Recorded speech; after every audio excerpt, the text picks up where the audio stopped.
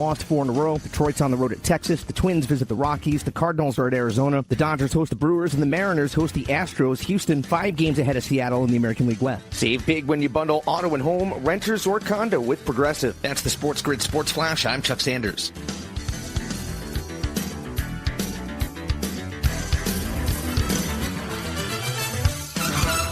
Hey, it's Crash Gladys from Speed Freaks. Are you still paying full price for gas? Stop leaving money behind. Get real cash back every time you fill up with the free Upside app. Simply download the free Upside app in the App Store or Google Play right now and start earning cash at the pump today. Use limited time promo code IMPACT and get an extra 25 cents back per gallon on your first fill up. Listeners are making $200 to $300 a year just from buying the gas they already needed. Don't wait. Download the free Upside app now and use promo code IMPACT to redeem your 25 cent per gallon bonus. That's promo code IMPACT. Yeah, at first I thought it was too good to be true, but it's completely legit. Plus, you can cash out anytime. Don't let this offer drive on by. Download the free Upside app now by using limited time promo code IMPACT. That's promo code IMPACT for a limited time 25 cents per gallon bonus. Offers vary by user and location. Go to upside.com for terms and conditions.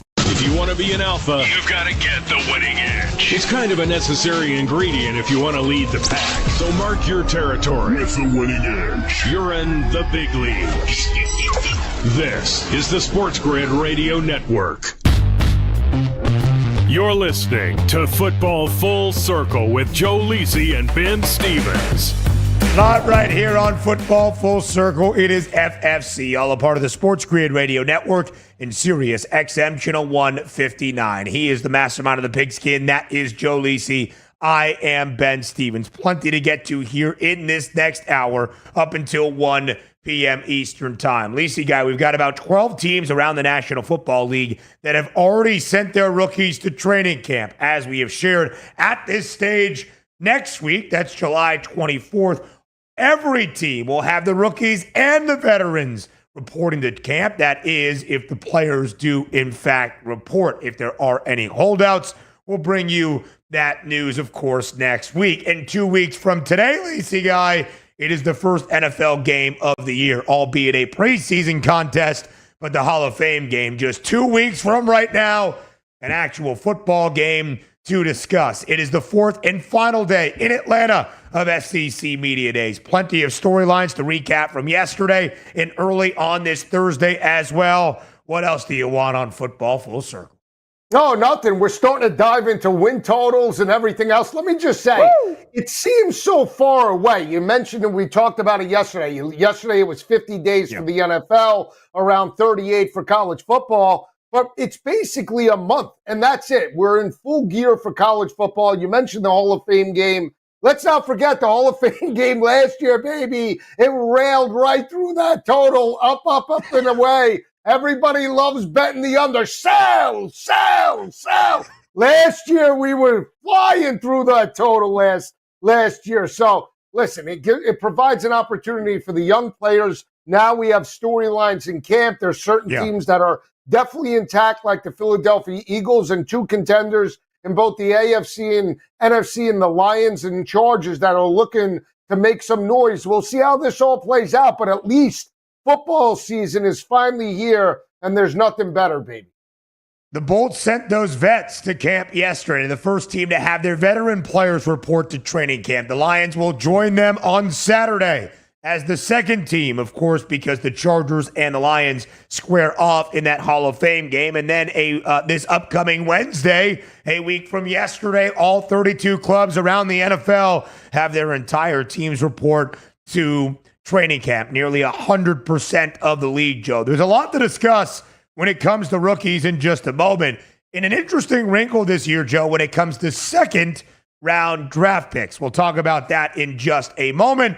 But instead of a rookie, let's go to a veteran. Big news yesterday in the National Football League. Von Miller, at the tender age of 36 years old, after 13 NFL seasons, has signed with the Washington Commanders spent the last 3 years in Buffalo, playing in 13 games last year, did record 6 sacks. Of course, Von Miller is a 2-time Super Bowl champion. He is a 7-time All-Pro performer. He is an 8-time Pro Bowler. He is going to be a Hall of Fame candidate when all is said and done. Is he at that level entering the 2025 season? Perhaps not. Can he still make an impact for a Commanders defense, Joe?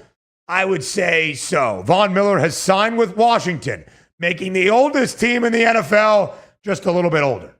Yeah, 27 years of age. That's the average of the Washington Commanders. Yes. They have old-timers like Zach Ertz on there and Austin Eckler. So now they add one more piece in terms of Von Miller. But this team, when you look at the Washington Commanders, aren't going to be a contender unless they get Terry McLaurin there, right? You know, if they lose Terry McLaurin and have Von Miller, it's just like, you know, a bad move on the part of the Commanders. It's this piece for Von Miller is the hope that they make another playoff push.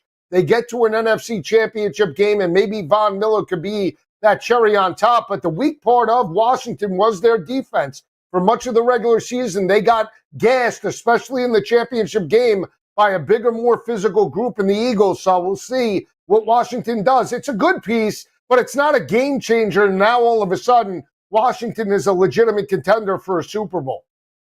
Yeah, absolutely, Joe. It doesn't really move the needle either which way on the Commanders, but you have a 2-time Super Bowl champion and a defensive Super Bowl MVP when he won his first Lombardi with the Denver Broncos in Super Bowl 50, right? He brings some of that pedigree, that proven pedigree for a Commanders team that, frankly, if we're just talking stage by stage, Joe, right, improving on last year for the Commanders, there's only one more spot to go up to elevate that ceiling. It is playing in a Super Bowl for Washington. Is Von Miller that missing piece? No. Does he add a little bit of something along that defensive line?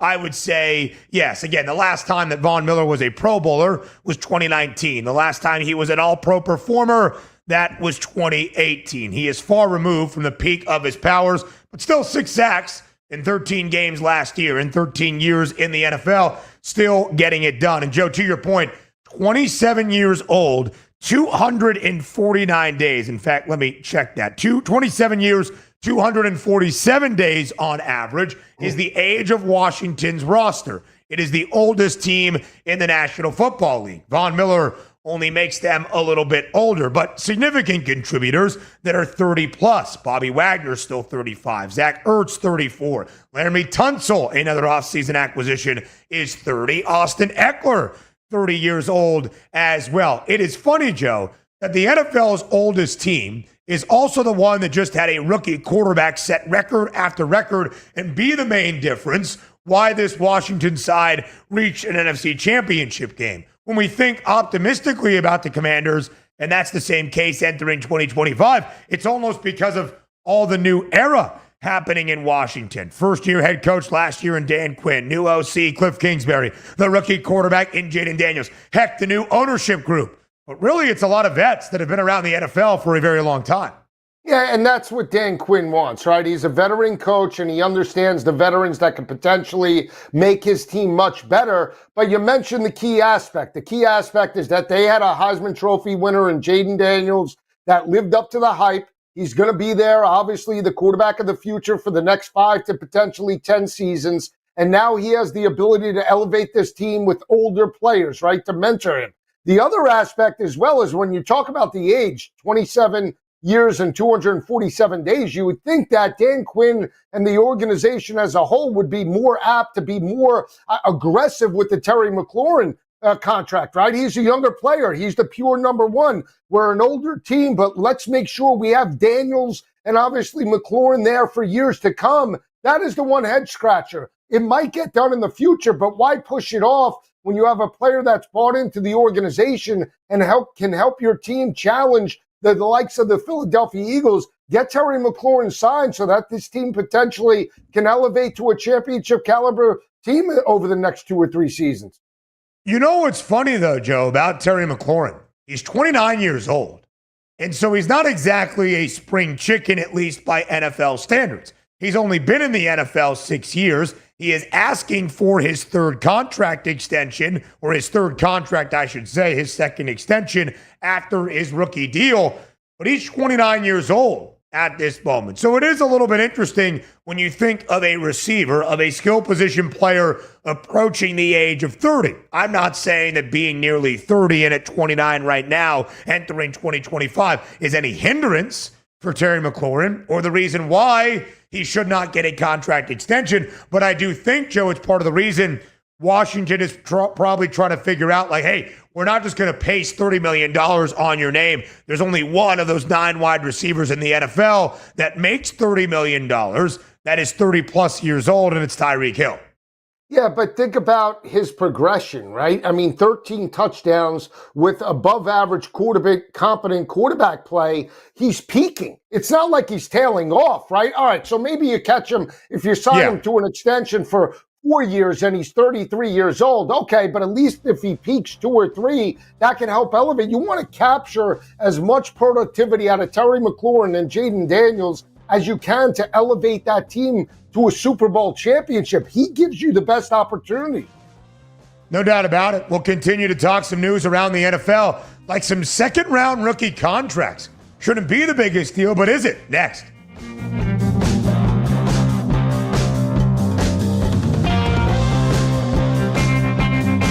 4 out of 5 scientists agree it's smarter to be on SportsGrid. And we're pretty sure that one scientist is still a virgin. He just gives that vibe.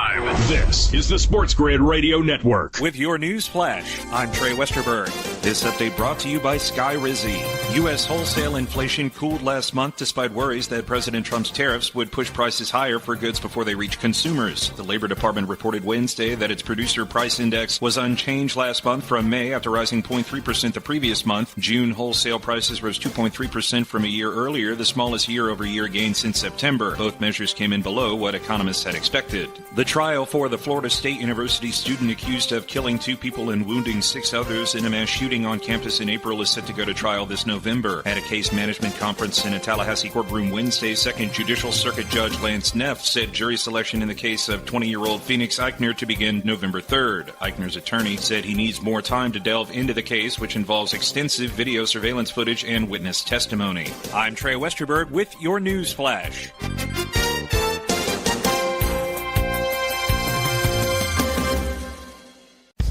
With Fidelity Wealth Management, a dedicated advisor gets to know you and your goals to build a comprehensive plan to help grow and protect your wealth. Backed by a team of specialists, they'll analyze all your accounts, even the ones they don't manage, to keep an eye on taxes and provide proactive portfolio insights that can help you unlock your wealth's full potential. Learn more at fidelity.com/wealth. Investment minimums apply. Fidelity Brokerage Services, LLC. Member NYSE SIPC. When you bundle renters and auto with Progressive, you can save while protecting your most valuable possessions, like your priceless vinyl collection. Sure, you sleep on a futon because the money most people would have spent on a bed you spent on more records. But forget the fact that you can stream just about any song ever created for a few dollars a month. No, you need to listen to music in the most difficult way possible.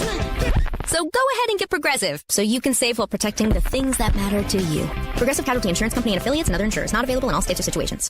There's something you should know and always remember. SportsGrid does not increase luck. We're your unfair advantage for the latest sports gaming information. If you're looking for luck, Go find a horseshoe. this is the SportsGrid Radio Network. You're listening to Football Full Circle with Joe Lisi and Ben Stevens.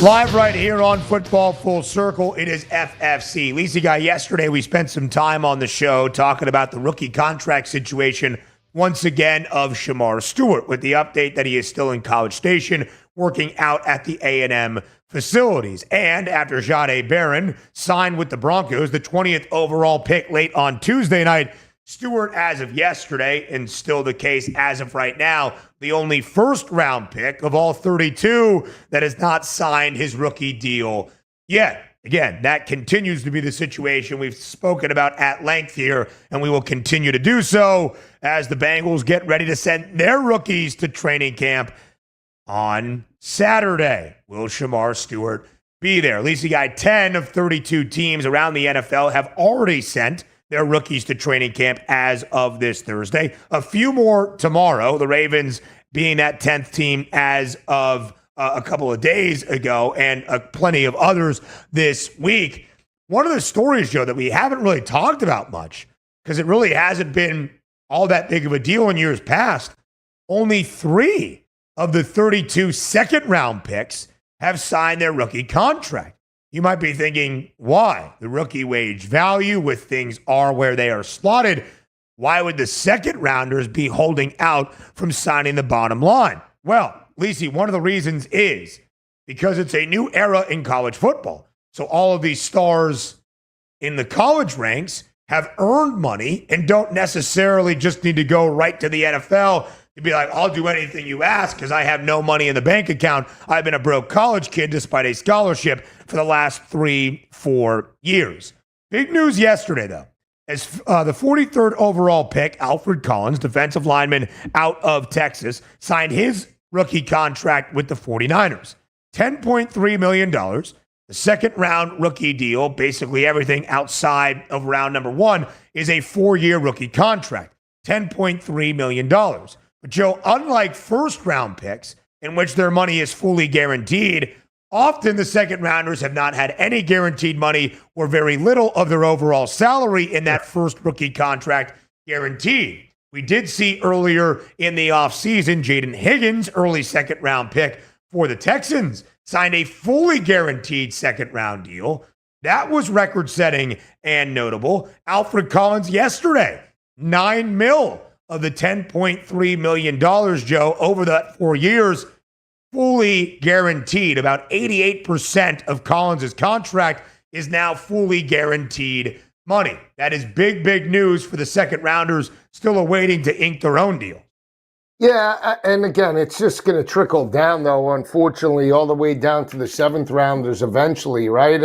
I mean, and this is the current state of the NFL and where we're at in terms of college football. It's annoying because at some point, when does the rubber meet the road in the sense of these players want to play? You're bought into playing in a bigger and better league and elevating your career to potentially a Super Bowl and all pro type of caliber season, or you want the money up front or the guarantee that if something goes wrong, that's it. You know, there's risk involved in everything. And I understand first round talent, second round talent, but at the end of the day, you still have to be bought in that you're completely want to be a professional. Nobody is forcing these players, and nobody's saying you have to play in the NFL. If you have the physical ability, that's one thing. I understand you want to be compensated correctly, but you still have to be bought into the team and the organization and say, you know what, I'm willing to make some sacrifices before I get to camp, and this is what it is. Otherwise, we're just going to be at a standstill for everybody. Somebody else is going to then be upset, a third rounder, a fourth rounder, and it's just going to trickle down. It's going to ruin the product as a whole, and then things have to change. It should change on the high school and college level, but they're so out of control. This is where we're at in terms of the NFL.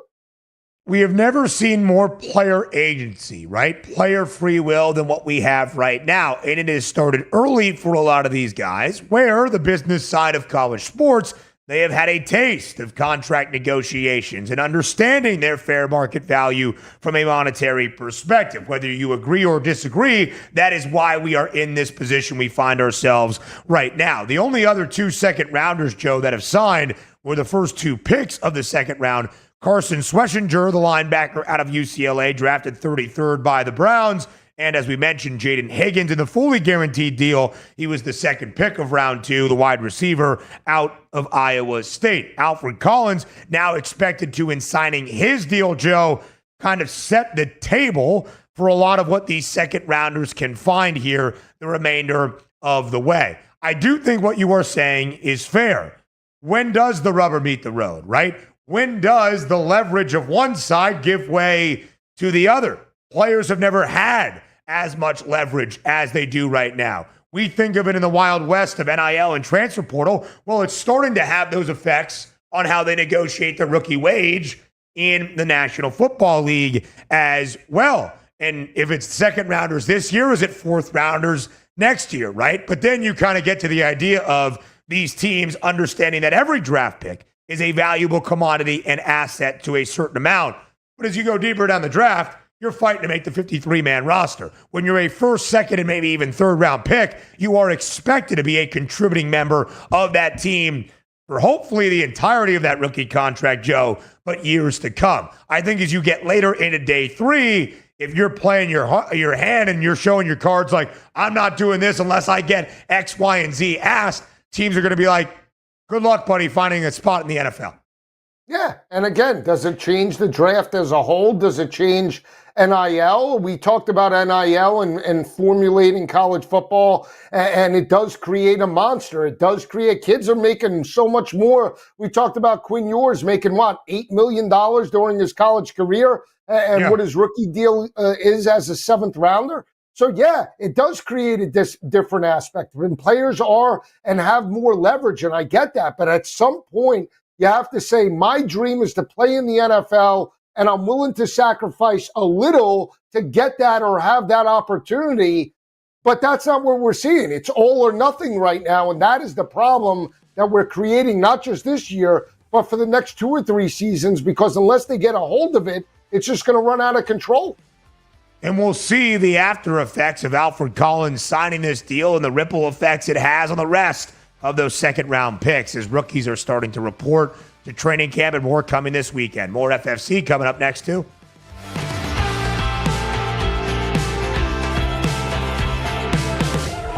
There's smart. And there's not smart. Not smart is hope as a strategy. It's smarter to be on SportsGrid. Keep it here. And win. This is the SportsGrid Radio Network.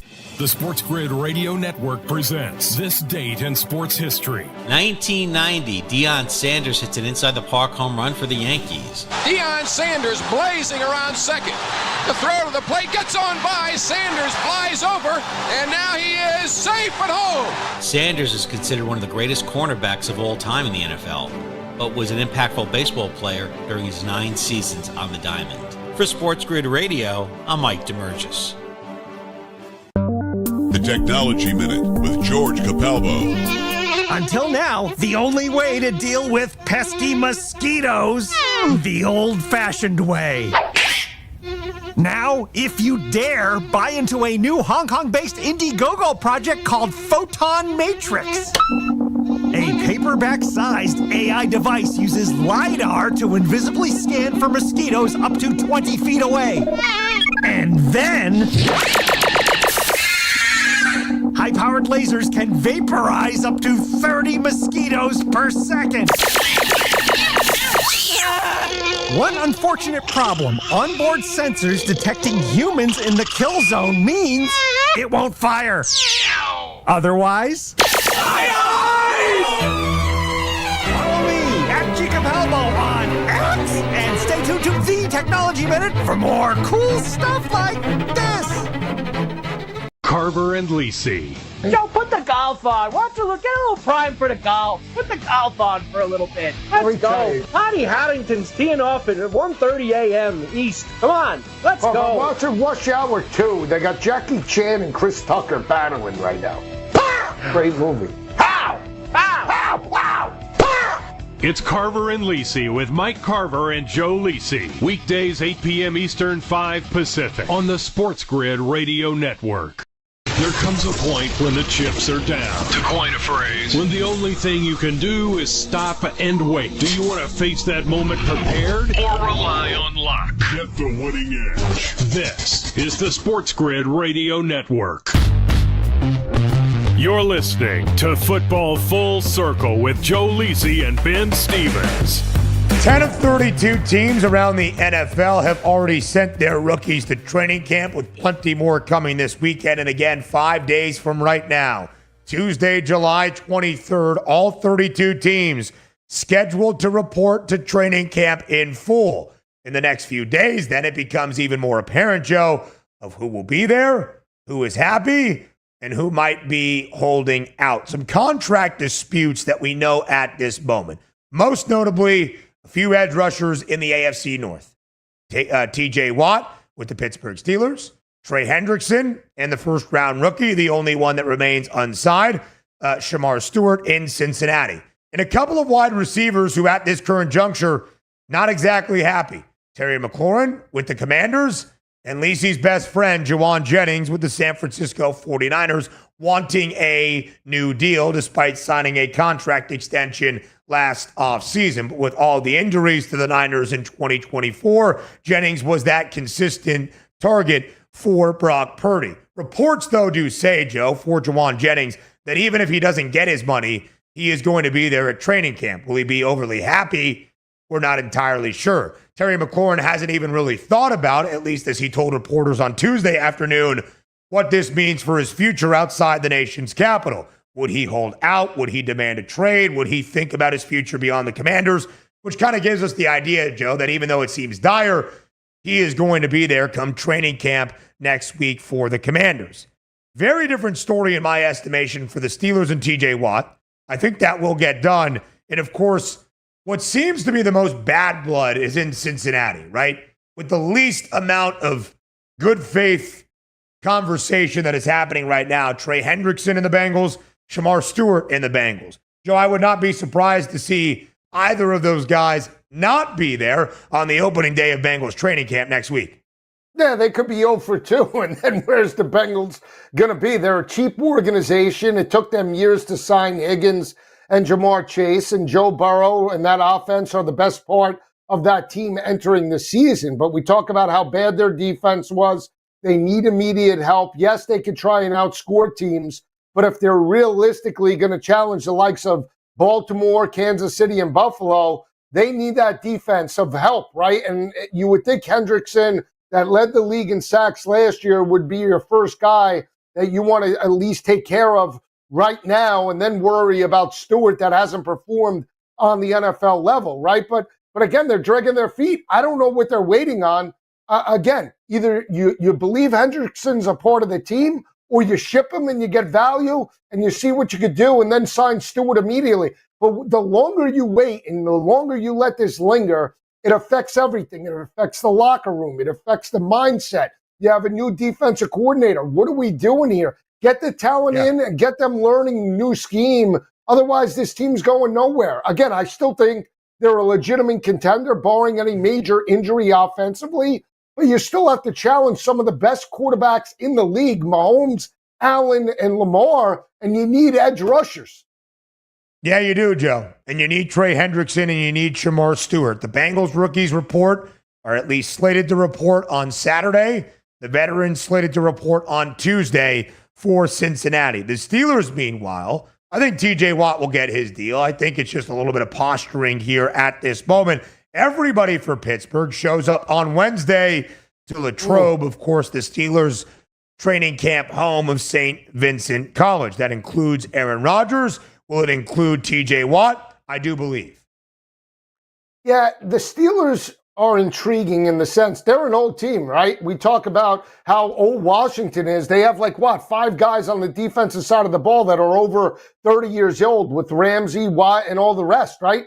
They need Watt in there just for continuity. He is the one mainstay along with Cam Hayward. With Rodgers in that locker room, I want to make sure TJ Watt is there to bring consistency and bring an elevation of professionalism into the circus that Mike Tomlin and the organization created.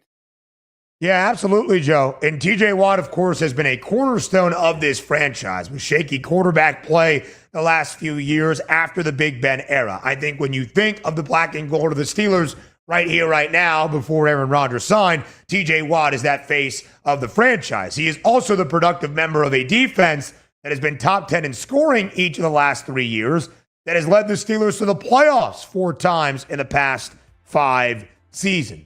So that will be what we follow over the next few days.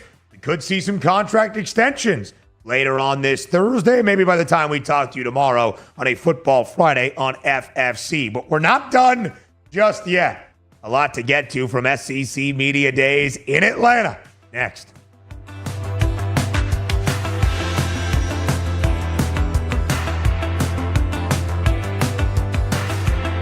The Winning Edge. You've got it. But not everybody has it, because not everybody listens to us. But we're working on that. This is the Sports Grid Radio Network. Progressive presents the Sports Grid Sports Flash. I'm Chuck Sanders. The NHL schedule's been released. The season opens October the 7th. The defending Stanley Cup champion Florida Panthers will raise their second consecutive Stanley Cup banner when they play host to the Chicago Blackhawks. Other games have the Pittsburgh Penguins taking on the New York Rangers and the Colorado Avalanche battling the LA Kings. October the 8th, the Maple Leafs will host the Montreal Canadiens and the Edmonton Oilers take on the Calgary Flames. This season will be the last 82-game slate before the season increases to 84 games for the 26-27 season with the new collective bargaining agreement. The Major League Baseball season resumes tomorrow. The Tigers have the best record in the league. They're the leader in the AL Central. Toronto on top of the AL East. The Astros on top of the American League West. The Dodgers have the best record in the National League. They're on top of the NL West. The Cubs, the leader in the NL Central, and the Phillies lead the NL East. Save big when you bundle auto and home, renters, or condo with Progressive. That's the Sports Grid Sports Flash. I'm Chuck Sanders.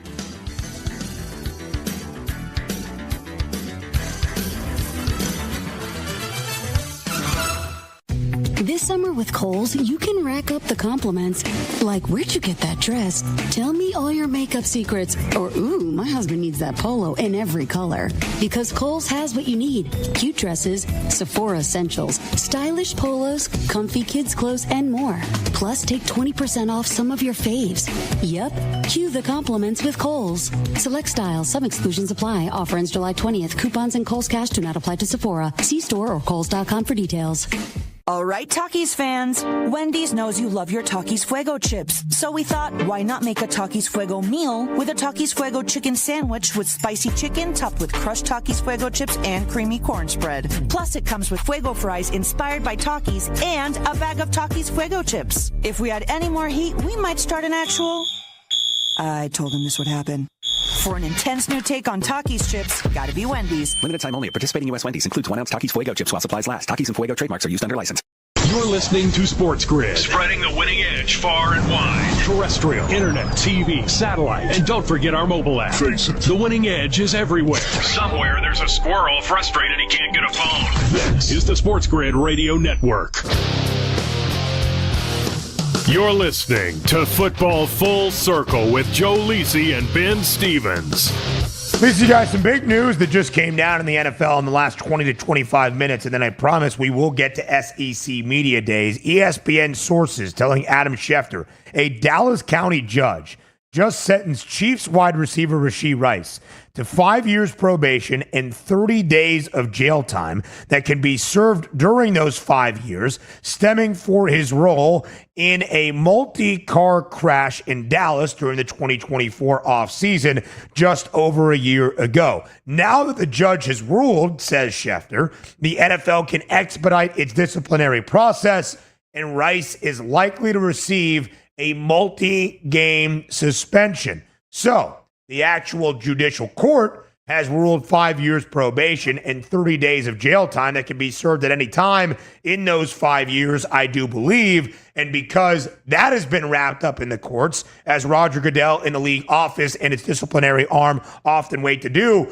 once the legal process has played itself to a conclusion, then they come in with their own personal conduct policy, league rules violations, and offer up that discipline. And as Adam Schefter is reporting here, that is likely a multi-game suspension for the Chiefs' top receiver.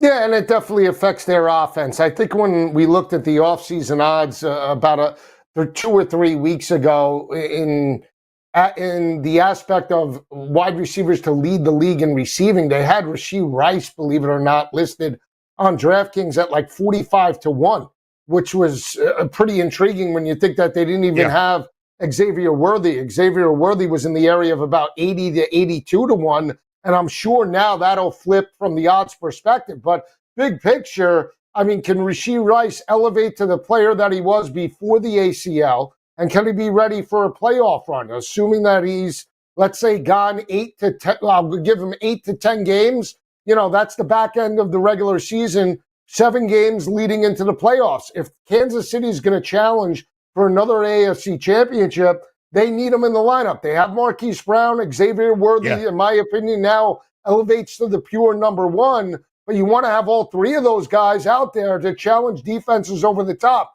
Does it hurt Kansas City big picture?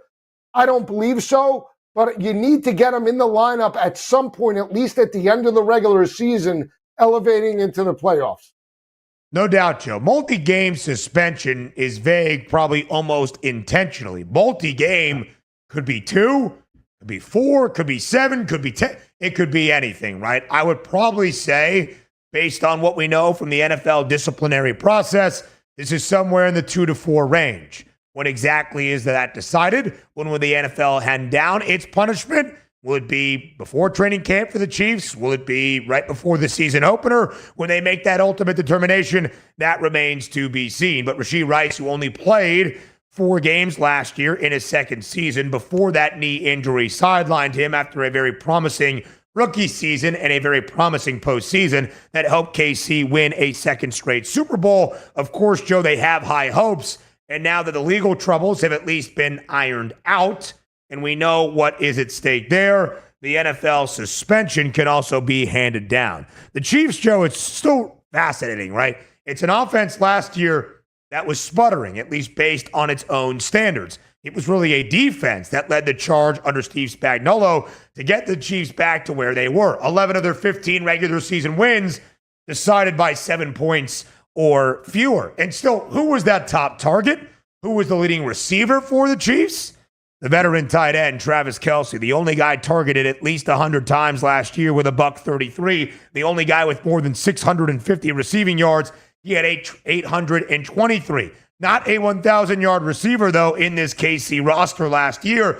But then, Joe, as the playoffs progressed, Xavier Worthy kind of became that top guy, it seemed, for Patrick Mahomes. Travis Kelce is a veteran. He is 35 years old now. Xavier Worthy probably is that top wide receiver. You're just hoping a healthy and then, I guess, available Hollywood Brown and Rashee Rice add some dynamic, explosive pieces to this offense once again. Yeah, you want to have speed and you want to have pure route runners, right? I actually think Marquise Brown might be the best route runner in the Chiefs offense, right? Xavier Worthy's the fastest guy. He's small, but they like to utilize him in the fly sweep and reverse game, right? Can he add maybe another 5 or 10 pounds of muscle and not lose a step, have more of a Tyreek Hill type of body where he can be durable and not break down? That is the main thing. When you watch the Super Bowl, he has 2 touchdowns, over 150 receiving yards, and you say, okay, if we get that type of player over a 17-game season with Pat Mahomes, now we're cooking with gas. We have a potential to be a very explosive offense. I still think that with all 3 of those wide receivers in the lineup, now you open up the rushing attack. Yeah, the rushing attack was consistent, Ben, for the Chiefs last year with Kareem Hunt and Pacheco in terms of that aspect. But when you look at big picture, they couldn't run consistently in the playoff run, especially in the Super Bowl. They got shut down. They need a more explosive rushing attack where they can just score any time on the ground. That wasn't the case. The wide receivers will help that. We'll see how this plays out. But Rashee Rice missing 4, 5, or 6 games, let's just say, or more than that in the regular season definitely could affect the win total for the Kansas City Chiefs this year. Yeah, no doubt about it, Joe. That number, by the way, for Kansas City is 11.5. The under has the juice. The Chiefs, in the 7 years that Mahomes has been the starter, have only finished with 11 wins once. Every other year, it's been 12 plus. They've never had less than double digits with Mahomes. They've never even really gone under that number of 11. All right, now we go to SEC Media Days, Joe. It is the 4th and final day of the extravaganza in Atlanta. Yesterday, a couple of key figures and names at the podium. Alabama's Kalen DeBoer. We had Oklahoma up there. It is now year number 4 of the Brent Venables era. And of course, last year, a disappointing season in Norman. Quarterback issues, a loss to Navy in that bowl game as well. But Joe, there's a lot of hype around Oklahoma entering this year, despite a very difficult schedule once again for OU. That hype really circulates on the quarterback, John Mateer, who wowed everybody last year at Wazoo there on the Palouse. Maybe you weren't staying up late to watch John Mateer and Wazoo ball out last season, but he did just that, Joe. 44 total touchdowns out of this guy, 29 through the air with his arm, and 15 more utilizing his legs. He is a gamer. He runs through people. He runs over people. He will do whatever it needs to win you a football game. Nearly 4,000 total yards out of one guy as well. And you might be thinking, all right, well, that was at Washington State. That's been the main question Mateer has faced this spring and, of course, this summer and yesterday at SEC Media Days. What is he going to do against the grueling gauntlet that is the SEC? One thing that should help the transition is that Mateer is in Norman because his offensive coordinator last year at Wazoo, the young Ben Arbuckle, who is seen as a very creative and up-and-coming mind, is the new OC at Oklahoma. So you have the same coordinator, quarterback combo. That consistency in the system, Joe, should help ease the transition against more difficult competition week in, week out.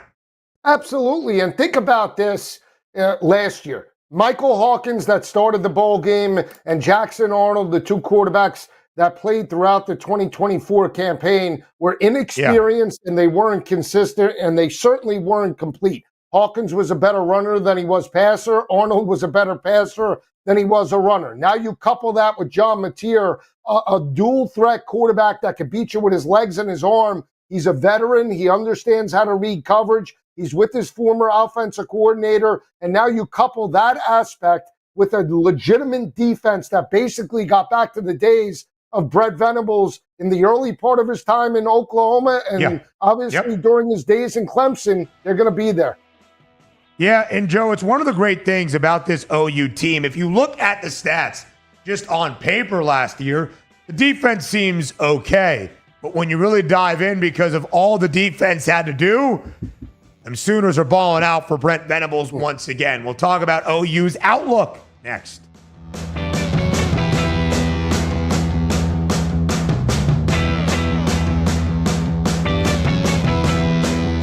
Saying every SportsGrid listener is a legend, but you might start thinking about who's going to play you in the movie.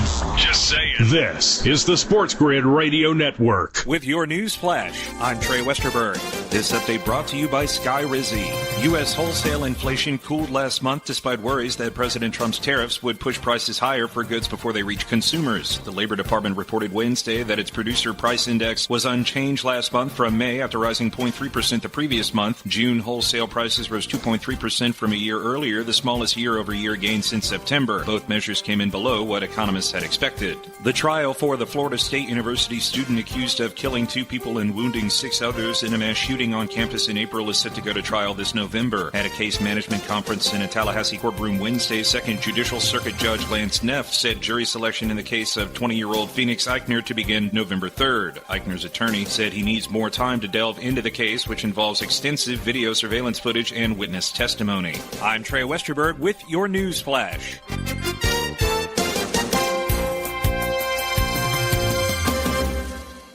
Drivers who switch and save with Progressive could save hundreds. With that kind of money, you could go big time. The next time you're out to dinner with friends, you can order the shrimp cocktail for the table. And maybe you'll realize it only comes with 4 shrimp after you've already given away 3, but that one shrimp will be so good. And if you switch and save hundreds, you could get shrimp all the time. Switch to Progressive and you could save big time. For shrimp, Progressive Casualty Insurance Company and affiliates, not available in all states. Potential savings will vary. What was that? That is business phone bliss with the Ooma Cloud phone system. It handles all our voice, video, and messaging needs. You sound very calm. I am. Ooma has everything I need to handle the busy holiday season, like virtual receptionist, call routing, and video conferencing. And it starts at just $19.95 per month per user, plus taxes and fees. Ooma. Nice. Find your business comm at ooma.com/radio. Remember when you were thankful you could just get AM and FM? Things have progressed. Now even an app on your phone can give you a 21st century thrill with that little drop of heaven called the deposit notification. This is the SportsGrid Radio Network. You're listening to Football Full Circle with Joe Lisi and Ben Stevens.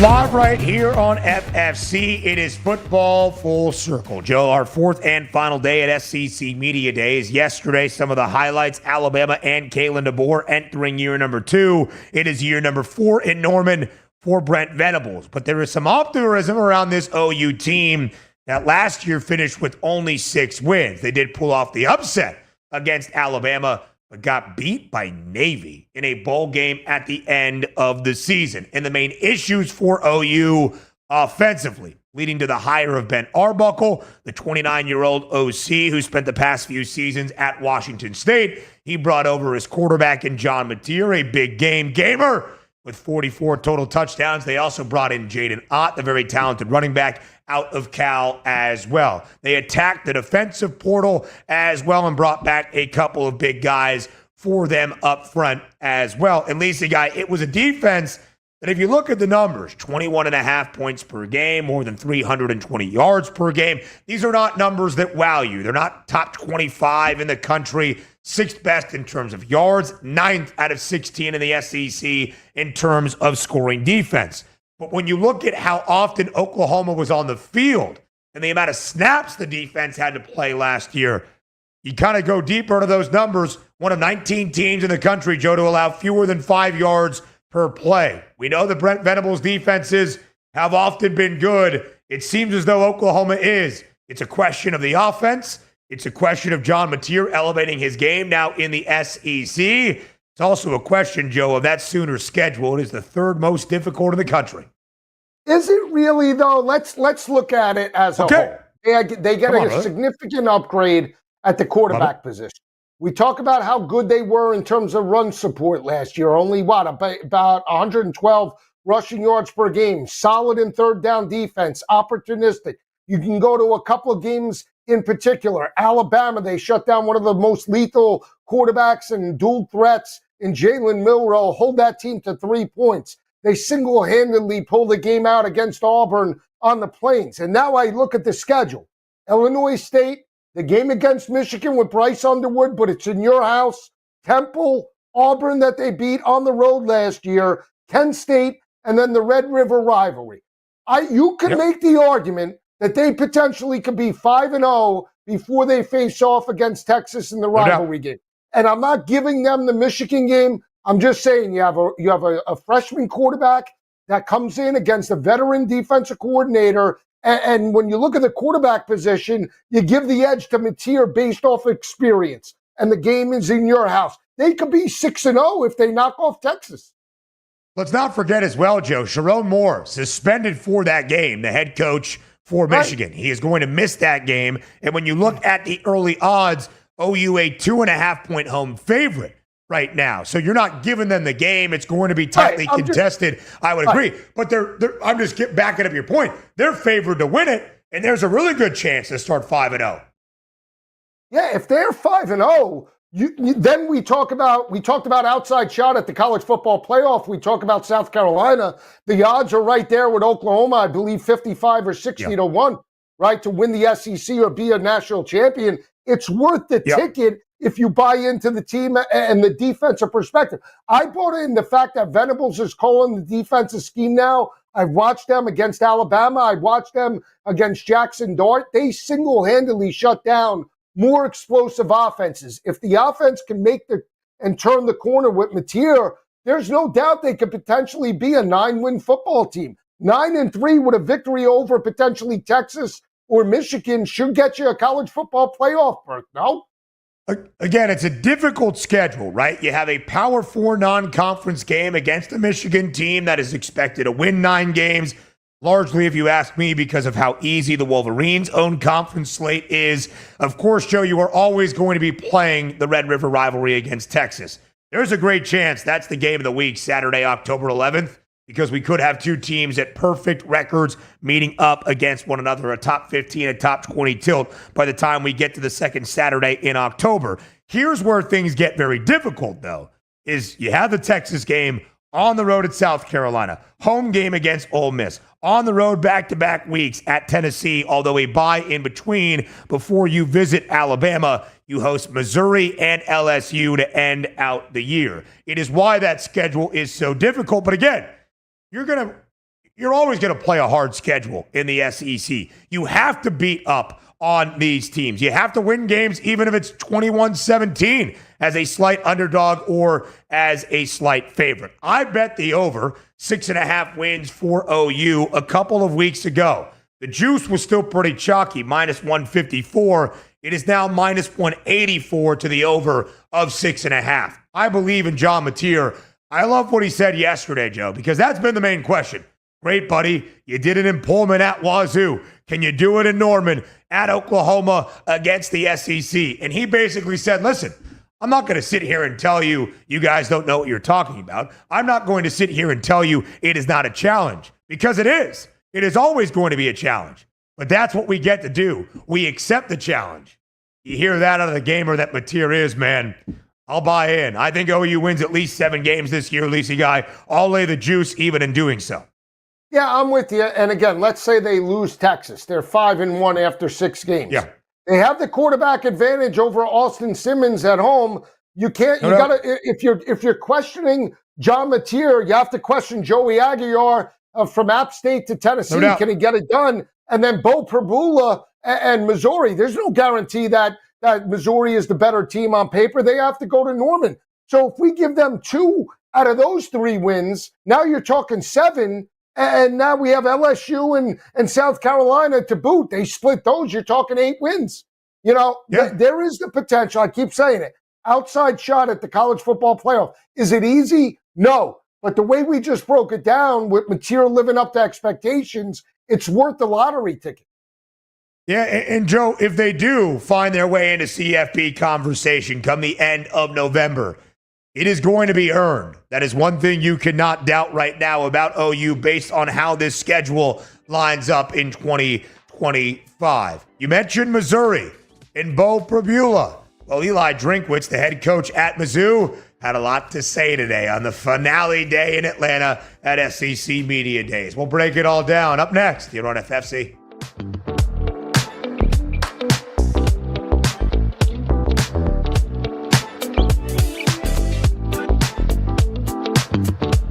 Is winning the lottery. Strategy is settling your divorce before cashing in the tickets. It's smarter to be on SportsGrid. Get the winning edge. This is the SportsGrid Radio Network. SportsGrid TV and radio networks are the premier streaming video and audio channels dedicated to serving the sports wagering audience. Found on major smart TV platforms and streaming on SportsGrid Radio and Sirius XM Channel 159. SportsGrid's real-time data, expert commentary, and entertaining analysis transform viewers into informed sports enthusiasts. Our weekday radio lineup begins with the early line at 8 a.m. Eastern with Ben Stevens and Donnie Rightside. Donnie joins Kevin Walsh on Moneyline at 11 a.m. Eastern, followed by Football Full Circle at noon Eastern. Kaplan and crew join the party at 1 p.m. Eastern, and Pharrell Coast to Coast keeps things rolling from 3 to 6 p.m. Eastern. Get in the mix with Kevin Walsh and Game Time Decisions at 6 p.m. Eastern. Evenings simmer with Carver and Lisi, then boils over with Gabe Moritzi on Sports Rage Late Night at 10 p.m. Eastern. To find out where to find SportsGrid that's best for you, go to sportsgrid.com. It's smarter to be on SportsGrid.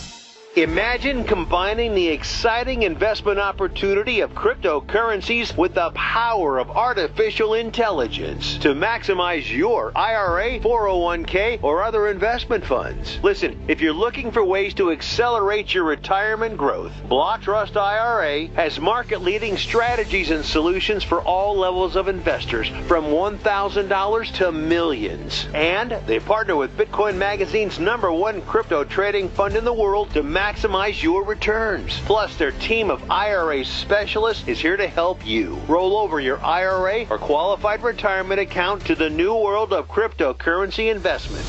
So make this free call right now to set up your account and learn more. 800-434-5313. 800-434-5313. 800-434-5313. That's 800-434-5313.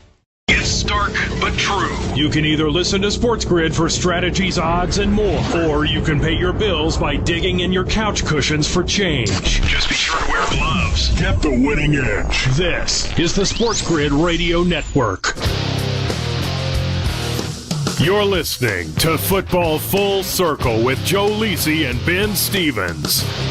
Live right here on FFC, it is Football Full Circle. He is Joe. I am Ben. Joe, it's our final segment on this Thursday. It's the final day of 4 at SEC Media Days. The 4 teams out there today: Texas A&M, Missouri, Arkansas, and Kentucky. Mizzou's head coach, Eli Drinkwitz, always likes to go out there and have a little fun at SEC Media Days at the podium. Not afraid to share his thoughts and what's on his mind. And Lisi Guy, he pitched a 30-team college football playoff with playing games, saying, quote, now you're talking about an opportunity for 30 teams, 30 fan bases to be excited and engaged in giving revenue.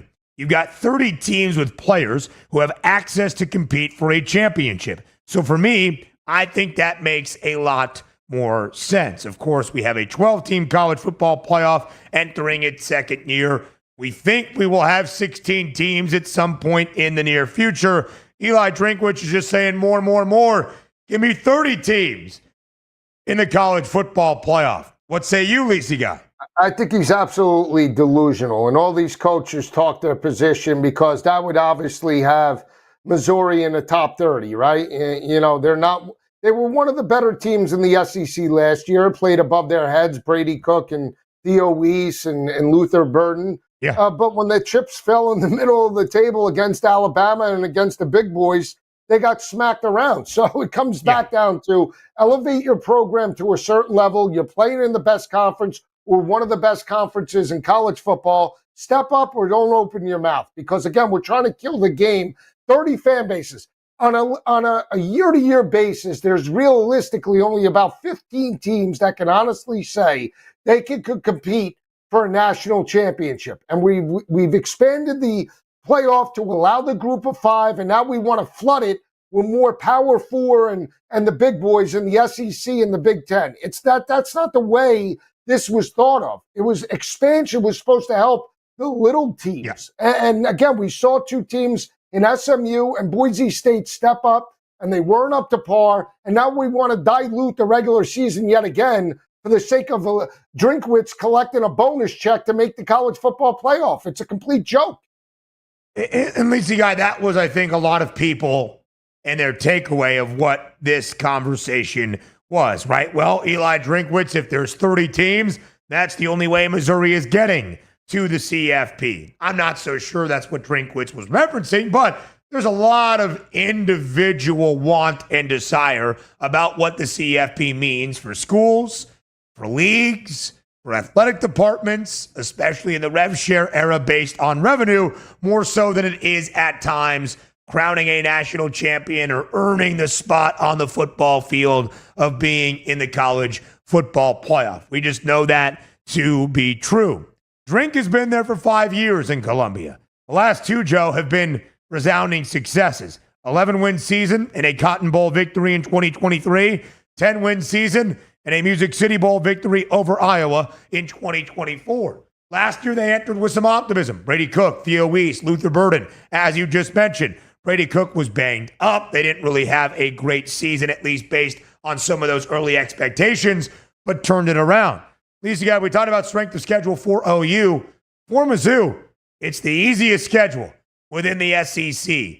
That is a blessing. And if you have a 7.5 win total for the Tigers this year and new quarterback Bo Pribula, then you really got to make some dividends and make some headway. What do you think the Tigers look like in 2025?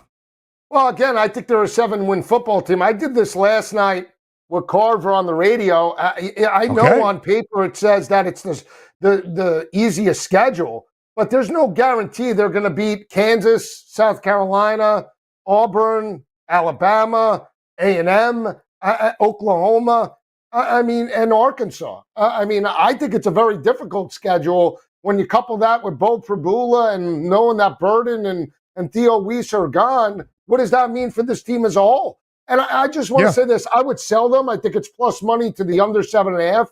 You know, these coaches like Drinkwitz kill me because there's got to be what we call risk in assuming the $10 or the $8 million salary when you coach in the SEC. There has to be. These coaches want the cream and they want the money as well, and it's ridiculous.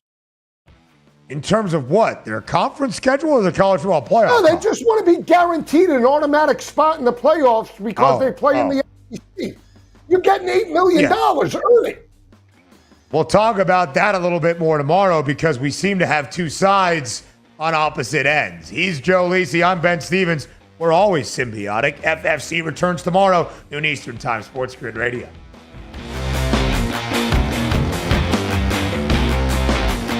Now you've done it. You found the advantage for gaming, odds, and more. But we call it the winning edge for